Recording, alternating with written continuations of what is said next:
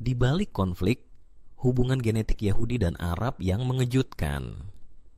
Di tengah panasnya konflik politik dan militer yang berkepanjangan antara bangsa Yahudi dan Arab di kawasan Timur Tengah, sebuah temuan ilmiah yang mengejutkan datang dari ranah genetika. Temuan ini bukan berasal dari negosiasi damai, konferensi internasional, atau upaya diplomasi tingkat tinggi, melainkan dari laboratorium genetika modern yang mengamati masa lalu jauh sebelum batas-batas negara dan ideologi terbentuk. Penelitian terbaru mengungkap bahwa sebagian besar pria Yahudi dan Arab Timur Tengah secara genetik adalah kerabat dekat. Mereka memiliki nenek moyang yang sama di garis paternal, sebagaimana dibuktikan melalui analisis kromosom Yugata, jejak leluhur di dalam DNA.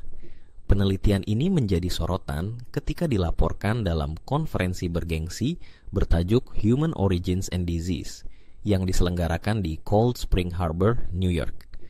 Di sana, para ilmuwan menyajikan data yang menunjukkan bahwa lebih dari 70% pria Yahudi dan setidaknya 50% pria Arab dalam sampel yang diteliti memiliki kromosom Y yang berasal dari leluhur laki-laki yang sama, yang hidup di kawasan Levan beberapa ribu tahun yang lalu.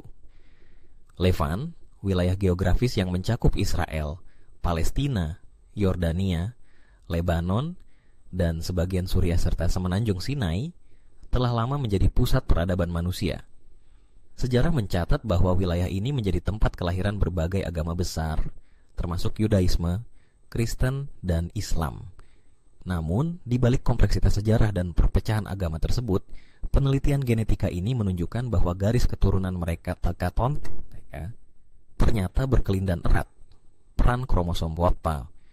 Menelusuri leluhur laki-laki, kromosom QAL merupakan kromosom yang diwariskan dari ayah kepada anak laki-laki.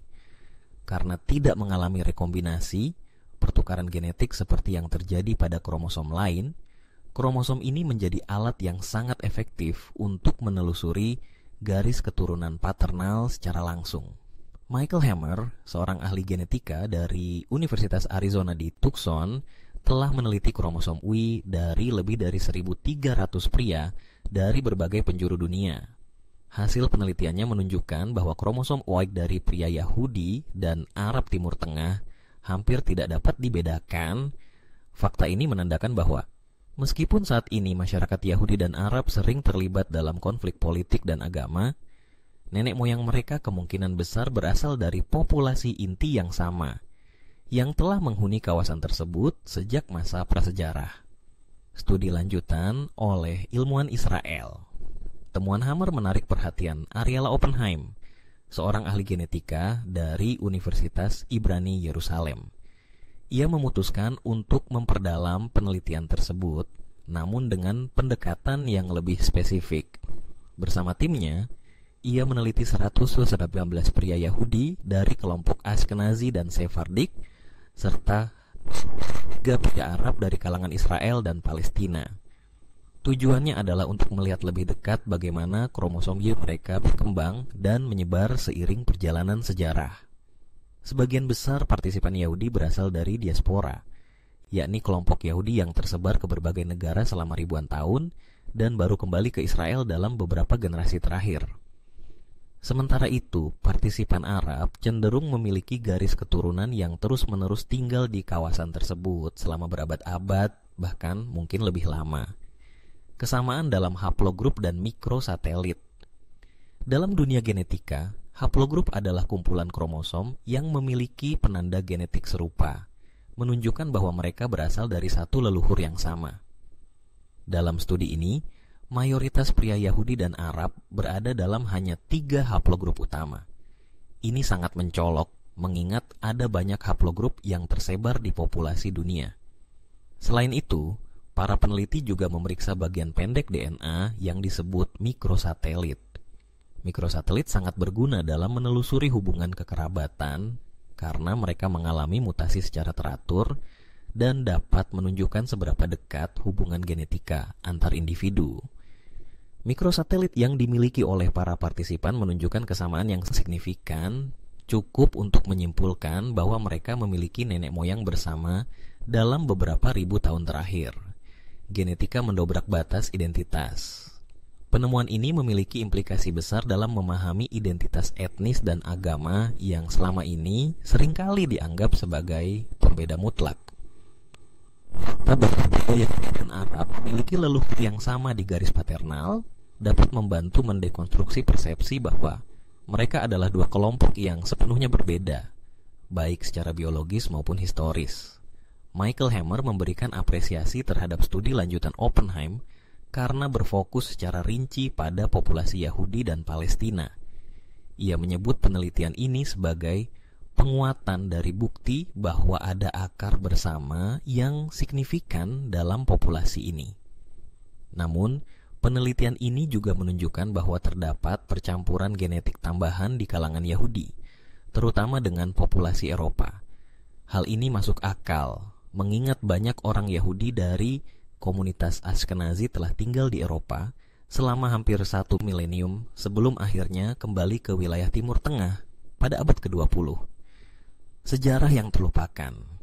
Dalam narasi sejarah yang umum disebarkan, seringkali Yahudi dan Arab digambarkan sebagai dua bangsa yang secara inheren berbeda dan terpisah sejak awal. Namun, jika menilik sejarah awal agama-agama Abrahamik, jelas terlihat bahwa mereka sebenarnya lahir dari akar yang sama. Nabi Ibrahim, misalnya, adalah sosok yang dihormati dalam Yudaisme, Kristen, dan Islam. Dalam tradisi Islam, keturunan Ismail dianggap sebagai nenek moyang orang Arab, sementara keturunan Ishak dianggap sebagai leluhur bangsa Yahudi. Penelitian genetika ini, tanpa bermaksud menghapus kompleksitas politik dan sosial yang ada, justru memperkaya pemahaman kita tentang bagaimana sejarah manusia tidak sesederhana garis batas pada peta atau perbedaan kitab suci. Ia mengajak kita untuk melihat bahwa masa lalu kita tidak sepenuhnya terpisah dan bahwa hubungan darah yang nyata mungkin masih mengalir dalam diri kita tanpa disadari. Ilmu pengetahuan sebagai jembatan rekonsiliasi. Pertanyaan besar yang muncul kemudian adalah, apakah temuan ini akan berdampak pada upaya rekonsiliasi antara komunitas Yahudi dan Arab? Jawabannya tidak sederhana. Di satu sisi, sains menyediakan fakta objektif yang dapat menjadi landasan baru untuk dialog lintas identitas. Di sisi lain, sejarah panjang konflik, trauma kolektif, dan narasi politik yang sudah mengakar membuat proses rekonsiliasi menjadi sangat kompleks. Namun demikian, temuan ini membuka peluang untuk melihat musuh lama dari sudut pandang yang lebih manusiawi. Bahwa mereka yang dianggap berbeda ternyata memiliki garis keturunan yang sama dengan kita. Bahwa konflik yang membakar generasi demi generasi ini sesungguhnya terjadi di antara kerabat jauh yang terlupakan.